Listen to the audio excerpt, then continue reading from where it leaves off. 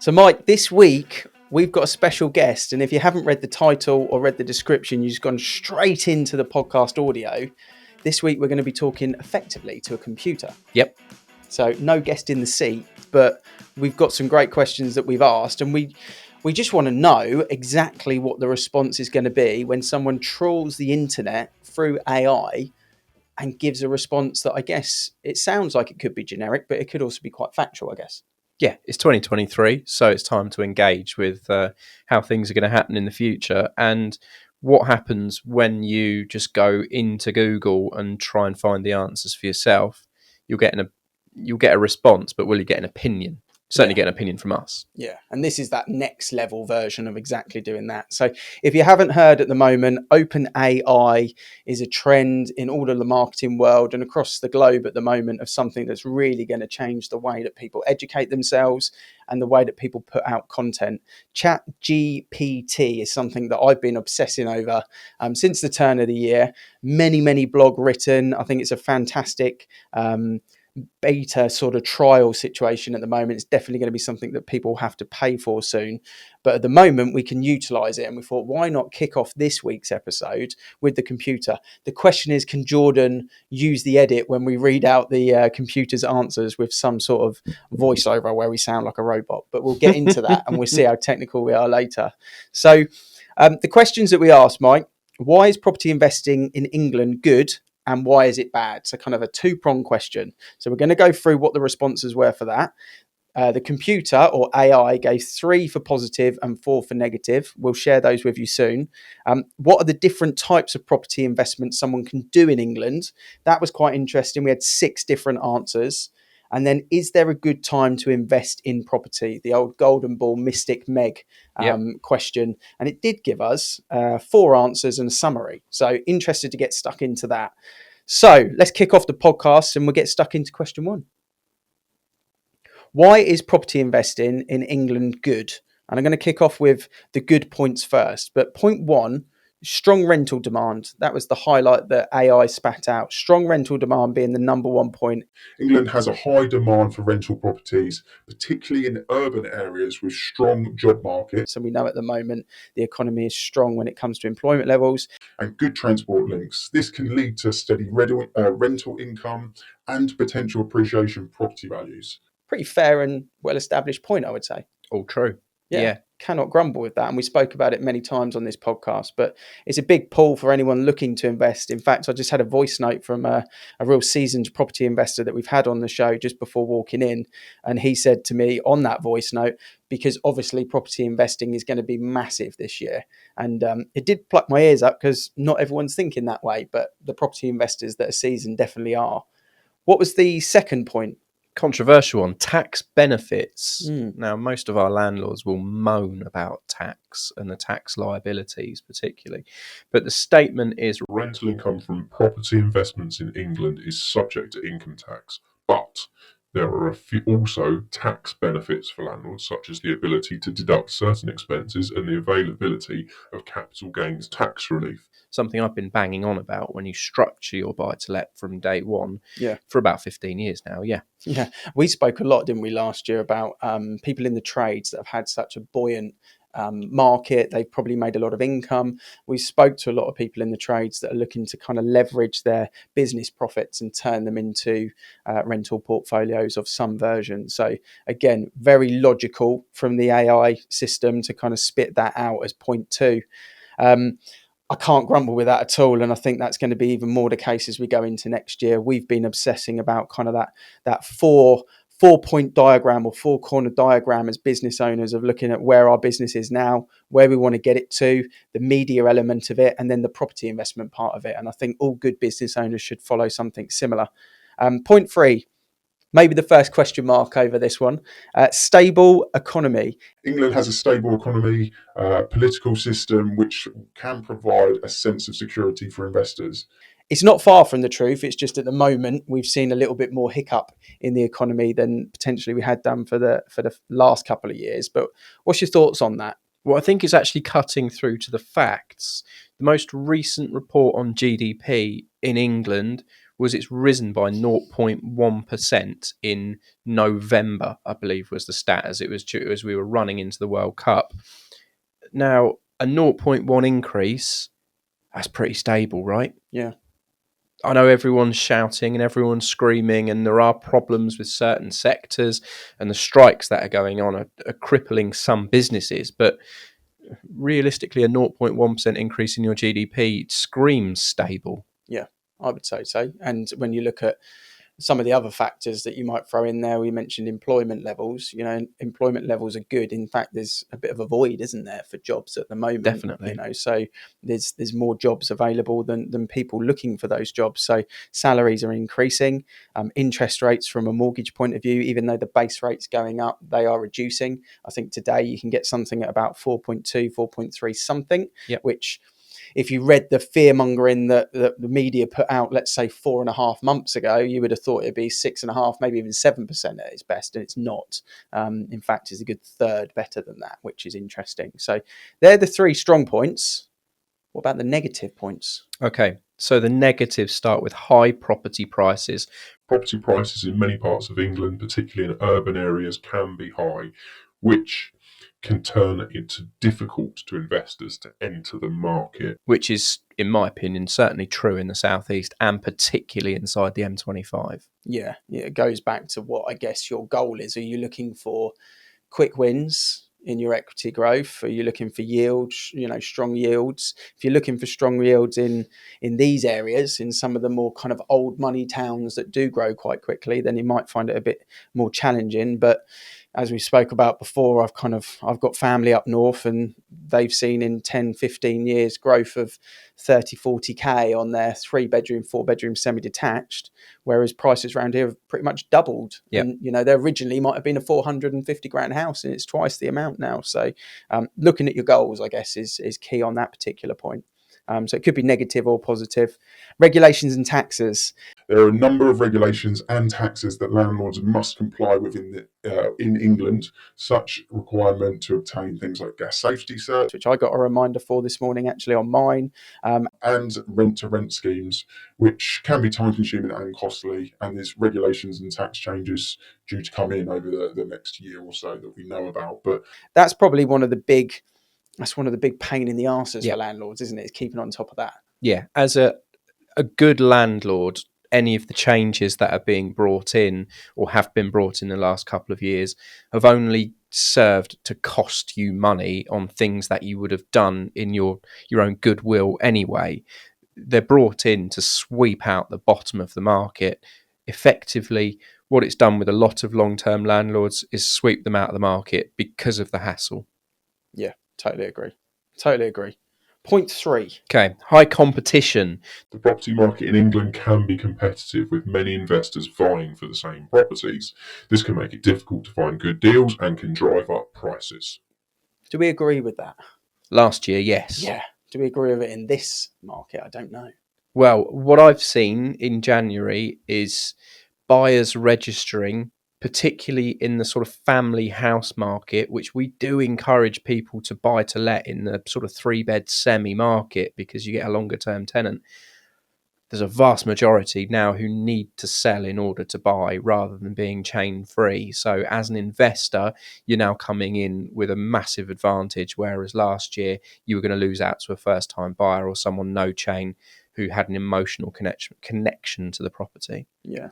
You mentioned just before we came in, there's a particular family home that you're marketing at the moment, and you've got a particular contact of yours that looked at it, that's not closed chain, that's open chain on the market at the moment. And you look at that situation, you think there's a couple of links in there. Somewhere within that, there's an opportunity for an investor to come in at the bottom of the chain, Yep. squeeze a couple of grand here, there, and everywhere, and all of a sudden they've got a fantastic deal. A completion that I had last week or this week in exchange from last week was exactly that. Someone buying a 3-bedroom family home, selling their flat, buyer pulled out. The only way they could capitalize actually on their mortgage deal at the time and that property that they did not want to lose was to take a big hit on their rental property. And in the end, they took, I think it was about 14 grand less than what they paid for the same flat 4 years ago. Yeah. And that's the opportunity that's out there now that wasn't over the last sort of 2 years, should we say, I guess. The housing market needs the chain to end somewhere. Yeah. So it needs either first-time buyers or investors. No doubt about it, the last 2 years has been about first-time buyers because of low interest rates and high motivation, but that might now spin round in 2023. I think what's also important is investors that do their own research, that do their own sourcing, won't see those chain break opportunities. We have the conversations. That's where sourcing with intelligence comes in, but also sourcing with your finger on the pulse in the game, because we know where those deals are available. If it works for everyone in the chain and everyone's happy, there's an opportunity for the investor to capitalize, but it might not be visible on portals and websites. So just an important point for people listening that want to utilize us for that, then reach out. Point 4, responsibilities of being a landlord. Being a landlord comes with a lot of responsibilities, such as finding and screening tenants, handling repairs and maintenance, complying with regulations like we've mentioned. It can be demanding and requires a lot of time and effort. And I guess that goes back to, do you want to buy your time or not, really? Yeah. I once had an article put out under my name at a previous employer, which I had pulled immediately because it was titled "Buy to Let is a perfect passive investment," which I violently disagree with. It couldn't be less passive. You're a person dealing with a person with a property in the middle. Yeah. And it just is the opposite of that. You will have hassle. You will have things to do. You can pay an agent to do the majority of it for you, but it will still ask you questions and cost you money, and you will have to take actions. So it's a very active investment. So yes, there are responsibilities. Yes, those responsibilities are increasing, definitely. Yeah, I agree. Should we cue the robot music or the robot voicing while you read out the summary? Can't wait to hear it. Yeah. Overall, property investing in England can be a good investment opportunity, but it's important to weigh up the potential benefits against the risks and challenges. It's also essential to conduct thorough research, have a clear understanding of the costs and responsibilities, and have a solid plan in place before making an investment. And I think for the first-time investor that might be listening, that's a pretty solid analysis and conclusion in 2 sentences for someone to think about. I think that's totally fair. Yeah, absolutely. Yeah. Well done, OpenAI. Right, question 2. What are the different types of property investments someone can do in England? It was a question that I thought I'd throw out there because I was interested to see, is they the things that come to my mind straight away, or is there something else in there that just sort of flags out? There were 6 different points. I'll read out the first one. Sorry, in fact, you might as well read out the first one because that's the order in which we planned this podcast. We're very organised prior. We don't just hit the mic record button and go into it. So off to you. Okay, residential property investment. This type of investment involves buying a property, such as a house or apartment, and it will be used as a rental property. Residential property can be good investment as it comes to provide a steady rental income and potential for appreciation in property values. Probably don't need to discuss that Pretty too much, standard, because I think everyone understands it. You buy a house that someone lives in and you rent it out. Yep, that is definitely an option. Option 2, commercial property investment. We spoke about this on a few different occasions, and I definitely think we could cover it more this year on the podcast. So if someone is out there and you are a specialist in commercial property investment or commercial property finance or anything along those lines, and they want to come on the podcast, we'd love to help. This is the response. This type of investment involves buying a property that will be used for commercial purposes, such as an office building or retail space. Commercial property can be more profitable investment than residential property, but also tends to come with more risks and higher costs. So it's something we're interested in at the moment, isn't it? So we can talk openly like first-time commercial investors potentially. But, you know, someone mentioned jokingly about wanting to desperately purchase a calf the other day, which you laughed off the thought of kind of, I guess, flipping burgers or making bacon sandwiches for Tristan. When actually, I guess the bit that I looked at is I don't want the calf, but I'd love to own the building. Yeah. And that's something we've been thinking about, isn't it? Yeah. I think the summary is really good as well, because void periods with commercial properties tend to be longer. Yeah. So the office building that we work in, when we moved in, there's 3 units in here. All 3 were empty. And then suddenly a month later, all 3 are filled. But one of them had been empty for maybe 2 years. Just so happened we introduced them the tenant. Yeah. It's, maybe the agents need a bit of a shake up. I don't know, but there's a lot of empty commercial buildings out there. Reports on the high street that the high street's struggling. So retail investment is difficult, but again, if you're going to rent it, you probably rent it for 10 years, and a commercial rent is done on a fully repairing lease. Yeah. So you're not paying for washing machines to be replaced or the sort of standard drudgery a residential landlord goes through. You purely own the building, and then it's the tenant's problem to maintain. Yeah, it's definitely an opportunity when trends change. I think there's an opportunity, and the opportunity at the moment is where you mentioned the high street is struggling. That used to be the safe bet. Busy, buzzing, high bustle town, go for something there. Whereas now potentially the warehouse unit, or if you look at the HMO equivalent in commercial, you look at a unit that's been split into small offices for small businesses that need a place to kind of hybrid working scenarios. They definitely are something which is potentially of interest. So yeah, valid point on point 2 from AI. Okay, student accommodation investment. This type of investment involves buying a specific property for use as student accommodation. That's what it says on the tin. Student housing is typically high in demand, particularly in university towns, and can be a profitable investment, but it also comes with its own set of risks and regulations. Leaving it very open to to your comments on risks for a student property. I mean, the obvious point coming from there is particularly in university towns. Yeah. I would say only in university towns. Don't buy a student house in a town where there are no students. You might come a cropper. Yeah, it could be a difficult scenario. I think the hot topic definitely in the UK at the moment, I've seen a lot of posts about education. And I think as we've kind of had 100 different prime ministers in the last couple of months, it seems, but different policies and changes and dynamics. One thing that seems to always be quite topical at the moment is education, and whether or not we are falling behind some of our countries. I was about to say rival countries, but neighbouring countries and countries that are on the same level as the UK. It seems to be education is a big push. And that makes me think that this is quite a solid place to be looking into high yielding areas, definitely. In fact, I heard an agent on a Facebook Live this week say I've just bought a pub that just happens to be in front of a university, and the plan will be to turn that into student accommodation because people weren't going to the pub anymore. So those sort of opportunities are definitely out there, and it's a very fair point that's been put in there. I mean, firstly, I can't believe students don't go to the pub anymore. I don't know. Cheaper pubs. It's a terrible, terrible shame, because that's what university was for. Yeah.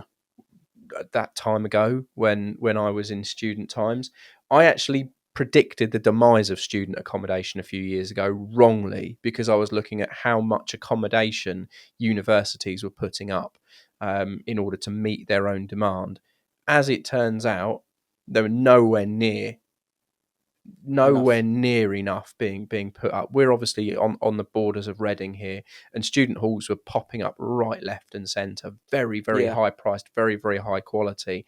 And I think that's because students now, they're going to get into £30,000 or £40,000 worth of debt, so they might as well get into £35,000 or £45,000 worth of debt and live somewhere nice rather than live in a shabby old terraced house.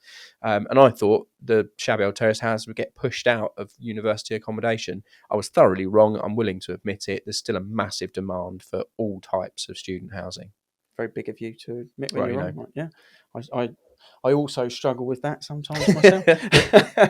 Point 4, something we spoke about a lot. We had some agents come from the South Coast to talk about it midway through last year. You can find that episode on the podcast if you want to search for it. Holiday rental investment. This type of investment involves buying a property specifically for use as holiday rental. Holiday rentals are a popular choice in tourist areas, obviously, such as seaside towns and countryside. They also provide a good return on investment, but it comes to higher seasonal fluctuations. So you could potentially get a much higher yield, but you have to beware the peaks and the troughs of it are kind of very obvious based on the UK weather. Yep. So I think that kind of sums that up, but it's definitely an opportunity for someone to capitalise on. And I think a lot of people have probably done that over the last 2 years. Yeah, the prices right on the coast now are probably where they should be to reflect the demand for holiday rentals rather than locals. Whereas now 5 miles inland, you can still get a reasonably priced property. Yeah. That, ladies and gentlemen, for this week is part 1 of this episode with AI. Make sure you've subscribed to the channel, because next week we're going to cover the last 2 points of types of investment in the UK. And also, when we ask chatbot system GPT chat, I always get the letter B rather than P in the middle there, but I got it right. What happens, and is there a good time to invest? We're going to put AI in the crystal ball for part 2 in next week's episode. So make sure you're subscribed so you get the alert. It will be out on Friday, and please join us for that episode. And hopefully you've enjoyed this one, and we will see you and hear from you next week. I'm flicking through YouTube and through Spotify. I don't think there's a podcast or a video channel on YouTube that landlords could land on where they're not being sold something. I mean, it'd be the first time any estate agents ever asked that question, but why not ask that question to a wider audience? Estate agents have the knowledge there, but they don't seem to share it. You can do different episodes based around someone that wants an exit plan or someone that's just starting their portfolio. The rules change every year. Yeah. But why not just open the floor out and just say, well, is property even the best investment out there? And tax advice is a big thing, especially with everything that's changed, capital gains tax, and obviously your stamp duty costs that you need to pay and whatnot. People don't realise what they need to prepare for. We build a podcast and we build a YouTube channel, somewhere that landlords can go and they feel they're not being sold to, but they're just getting quality advice.